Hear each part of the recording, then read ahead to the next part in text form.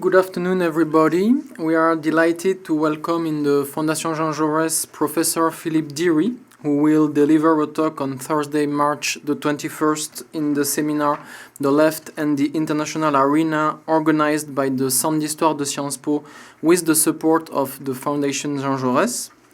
Allow me to introduce our speaker. Philippe Diry is an emeritus professor of history at Victoria University in Melbourne. He is an historian of the Cold War with a special interest in the impact of communism, anti-communism and espionage on the politics and culture of Australia, Great Britain and the United States. He published numerous articles in high-regarded journals, and his last monograph, published in 2014, dealt with communism and McCarthyism in Cold War New York. Now we are going to start the interview dealing with the history of the labor movement in the Pacific area from the early 20th century to the present. So my first question, Philippe, is could you briefly sum up for a French audience the genesis of the socialist movement in the Pacific area, notably the building of the Australian Labor Party? Thank you. The Australian Labor Party is amongst the oldest continuous Labor parties in the world. So it was formed 128 years ago, forged by industrial struggle. So the context for the formation of the Labor Party were the bitter major strikes in the early 1890s. And those strikes witnessed the use of the state forces against striking unionists. So the union movement thought, we have to become part of the state. We have to be able to exercise power in favour of the workers, not against them.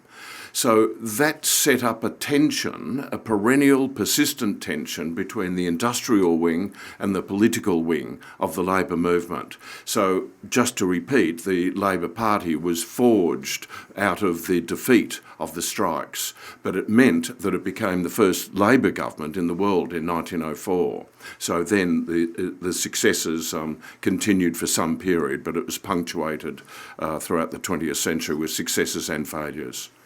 Really interesting. It reminds me the example of the British Labour Party, the same genesis. Yeah. So my second question is what was the influence of more radical actors such as the Industrial Workers of the World or the Communist Party of Australia? Well, of course, the industrial workers of the world had their heyday during World War I. As some of your listeners would know, it was consisted of itinerant workers who pursued revolutionary syndicalist methods, including the general strike, and the disaffection with World War I and the policies pursued provided a context in which the IWW could flourish. However, because of their propensity to martyrdom, so many were jailed, and then the struggles began to try and free them from jail. The net effect was to shift the labour movement to the left. That in turn laid the basis for the formation of the Communist Party in 1920. Many of the Wobblies, as they were affectionately known, or less affectionately known, the I Won't Works, joined the nascent Communist Party, which remained tiny throughout the 1920s. In the 1929-32 period, it underwent, as many communist parties did, a Bolshevisation, and the Stalinized leadership, if you like, maintained its position right through until the 1960s with different leaders, but they still had the Soviet model as the quintessential one. So in the 1930s, the Communist Party, like many Western communist parties, after that Comintern third period, embraced the Popular Front. And that's when it started to make headway, both not only in the union movement via a front organisation, which I think was unique to Australia, called the Militant Minority Movement, and that set up its successes during the war, but also in the area of cultural areas with theatre, the movement against war and fascism, of which my mother was a member, drawing on literary and nationalistic traditions. And then, of course, was the Nazi-Soviet Pact, so it found the Communist Party in that sort of conundrum. Once that period had passed, and a great many had left it, it reached its zenith during World War II, where it cooperated with the Labor government, was able to capture many of key industrial unions during the war, and it reached the zenith of its membership, which I think per capita was far greater than Great Britain or the United States, not France or Italy, which was 25,000 members in 1944. So that takes the Communist Party up to the end of the World War II period. I could go on, but I'll leave it at that point. Okay, it's really interesting, and when I hear you, I understand that there is a national reality in the Pacific area, but also many transnational connections in this history. My third question is about the Second World War. Did the Australian Labor Party play a prominent role in the building of the welfare state in the wake of the Second World War? Is it possible to identify circulations of expertise, ideas and practices between this party and the Socialist International, or between this party and some of its counterparts in other geographical areas? Well, to answer the first part of your question, yes, it played a critical part. The Department of Post-War Reconstruction was established actually at the height of hostilities in 1943 by the Curtin Labor government. So it's Labor in office, unlike in Britain, where it was a coalition government, as your listeners would know. And underpinning the post-war reconstruction was what was called a white paper on full employment. And that was in 1944, again before the war is over. And that had very much at its heart, the underlying premise was to avoid a repetition of the Great Depression. So under the Labor government in the post-war period until 1949, the elements of the welfare state were instituted. The second part of your question is that, yes, there were an enormous number of cross-currents with the British Labor Party. Regular Commonwealth Prime Ministers' conferences. Chifley was on, JB, or Chiff as he was known, Chifley was on very good terms with Clement Attlee. And the basics of attempts to nationalise, more successful in Great Britain than in Australia. There was a failed attempt to nationalise the banks because of the role they'd played in the Depression. Welfare, health services, widows' pensions, a whole range of things were instituted in this post-war period. So there it's drawing on not only Great Britain, but also the indigenous, if you like, traditions within Australia. And many of those traditions were shaped by bureaucrats in the post-war reconstruction department who had, as part of their intellectual upbringing, not econometrics, which is the case today, but rather philosophy and history and literature. So they're looking at how society could be constructed, could be shaped. So then we'd have to, and I'm jumping probably 30 years, the next source of international connections which shaped the Australian labour movement was a large number of leading trade unionists visiting Scandinavian countries in the late 1970s and so on. And the upshot of that was what was called the Accord, which was an attempt to combine business, the union movement and the government into a cooperative sort of institution.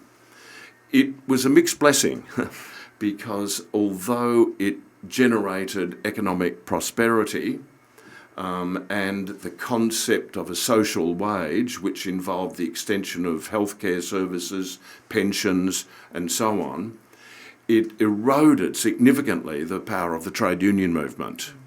and there have been considerable misgivings since then. But the model for the Accord under the Hawke and Keating government, which I know is much later on from the post-war Reconstruction period, the model was Scandinavia. Yeah, it's really interesting because spontaneously we could imagine that the British Labour Party would be the model for the Australian Labour, yes. Or if I well understand, it's the Scandinavian model. Interesting. In this period, there is another big challenge for the Australian Labour Party and other socialist parties. It is the Cold War. So my question is, could you explain us how did the Australian Labour movement, not only the Socialist Party but the Labour movement, react to some of the major challenges of the 20th century, especially the Cold War? I might invert the question and talk about the impact of the Cold War on the Australian Labour movement, because it's the other half of the same walnut, in a sense. So we have the Chifley Labor government, which I mentioned before, being voted out of office in 1949. A crucial element was a coal strike in that winter of 1949, in which the Communist Party, probably exceeding its realistic possibilities, tried to challenge the Labor government for the leadership of the working class movement.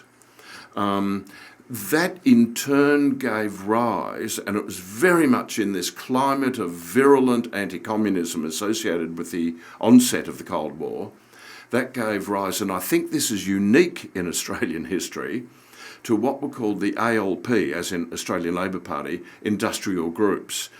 Underpinning those industrial groups was the Catholic Church. A secretive movement called the Catholic Social Studies movement. So what they did is, more than echo, they mirrored the Communist Party by forming cells or like fractions within the trade union movement. It's very much a Cold War phenomenon. So from the late 40s through the 1950s, you've got the Communist Party and the groups, as they were called, vying for leadership within the trade union movement. And the Communist Party suffered significant reverses during that period. The culminating moment was a split in the Labor Party, a major split in 1955. And that meant that the rump of the Labor Party, which was more radical, remained out of office until the election of the Whitlam Labor government in 1972. On the other hand, you've got the formation of a very strong anti-communist party called rather euphemistically, the Democratic Labour Party, the DLP. But they, because of preferences and the voting system, they kept the Labour Party out of office. So there's a split at that political level, there's a split at the industrial level, and it goes back to what I said right at the outset, that tension between the industrial and political wings, which wasn't resolved until the late 1960s. The Communist Party, meanwhile, if we're talking about the impact of the Cold War on the labour movement, and in as much as the Communist Party plays a diminishing but still significant role in the union movement, which was its base, of course, has been rocked to the core, of course, by the Khrushchev revelations about Stalin and then later Hungary. Large numbers, as in most Western communist parties, large numbers of intellectuals and a lot of rank and file who very quietly left the party occurred in 57 into 58. It didn't undergo the agonising, the convulsions that the American Communist Party did, but it underwent a second split, unlike others, in 1963, when a group of pro-China, pro-Maoists split off. And then, of course, after the Prague invasion in 1968, Czechoslovak crisis, there was another split. And so we have the formation of the Socialist Party of Australia, which was Moscow aligned. And you might recall that I said that Stalinist leadership from the Bolshevisation in the third period, 1929, 30, 31, lasted until this time. So when the Socialist Party was formed, the mainstream of the Communist Party, they said this is the new era, and they began to embrace different elements, non-working class elements into the fold, which enormously disturbed the hardliners, if you like, but the Communist Party changed direction. But here we're moving into the 1970s, so I'll stop at that point. Okay.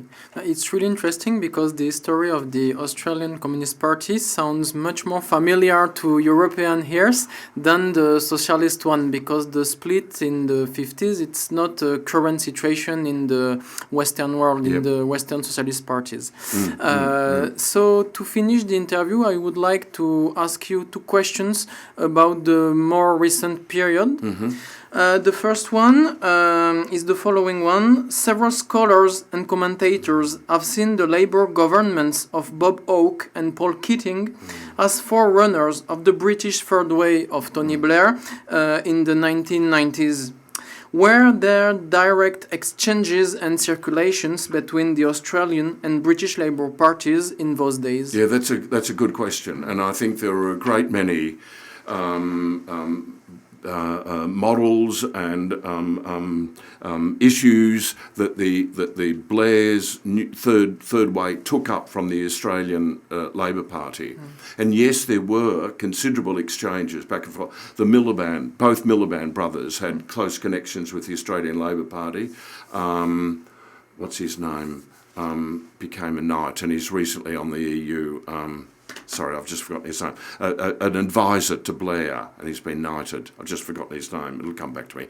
He also visited Australia to pick up ideas and so on. But what I want to emphasise is that what Hawke and Keating implemented guaranteed much greater national prosperity, in the sense that they deregulated the economy, removed a lot of protection, floated the Australian dollar, incorporated the union movement using the Accord, which I described earlier, into the concept of the social wage. But it also, at least in Australia, signalled the beginning of what was to become entrenched neoliberal economics and the corporatisation of both the union movement and the mainstream Labor Party. And so that strength of the neoliberalism, and I know there are other influences, Reaganomics and Thatcher and so on, but that was picked up very much by Blair's third way, thinking that there could be a compatibility between sort of the original animating ideas of the socialisation objective and capitalism. It's like civilising capitalism. I've got my own thoughts on the veracity of that, but I think that that connection between Australia and Great Britain in the 1980s going into the 1990s was a very strong one, yes. So it's a good question. And I think it's very interesting to lay stress on these relations, because usually in the literature we see a strong connection between Clinton's Democratic Party and Blair's party, but the Australian connection is also very important to understand the way by which the third way has been designed and so on. Yep. Final question on the more recent actuality nowadays. Are there any differences between the New Zealand Labour Party, which is currently in office, and its Australian counterpart, which is currently in opposition? That could be a very long answer. The answer is yes, but I'll just focus on one, and that is the attitudes of the respective parties, whether in office or in opposition, to the issue of immigration and race. It was under a Labor government in Australia, led by Kevin Rudd, who instituted what was called offshore processing. Now, this might seem strange, even anathema to a European or French ear, and it means that no refugees deemed incorrectly illegal can enter Australian soil. So the processing occurs at places like Nauru, which is an island off Australia, Manus Island, which is part of Papua New Guinea. Some of the refugees have been incarcerated on those two places for up to 6 years. And it's an absolute stain on our social conscience. New Zealand, on the other hand, has not only offered to take many of those refugees, which both political parties in Australia have rejected that offer, but also has a far more tolerant, far more open, far more humane attitude towards race and immigration. And this became apparent just in the last few days with Jacinta Ardern's response to the tragedy in Christchurch. So I think that's symptomatic of a significant difference between the two Labor parties. Having said that, the Labor Party in Australia, in opposition, as you said before, is on the brink of becoming government again in elections which are likely, they're not fixed as in other countries, which is likely to be held in May. And we see that many of the policies are being increasingly influenced by a very strong, very effective trade union peak council, the Australian Council of Trade Unions, who have elected an extremely effective and articulate woman as their president. And she, Sally McManus, is shaping the Labor opposition into policies which are almost echoing the grand ideals when Labor was formed in the 1890s and then through into that period until World War I. So there's a sort of a neat circularity, if you like, about, and the concept of living wage, a living wage is being articulated, as well as notions of wage theft. Now, once it was just the radical fringe groups, like the equivalent of the Wobblies today, would be talking about wage theft. Now it's becoming mainstream. So, although the Australian Labor Party's position on race and immigration, partly out of fear of being wedged by the Conservative parties, but I won't go into that now, is less than admirable, to say the least. It's moving into a much more principled position as the federal elections approach. Yep. Okay. Thank you very much, Philippe, for this interview, and I think that you learned more to our French audience. It was really interesting. Thanks a lot. My pleasure. Thank you. Thank you.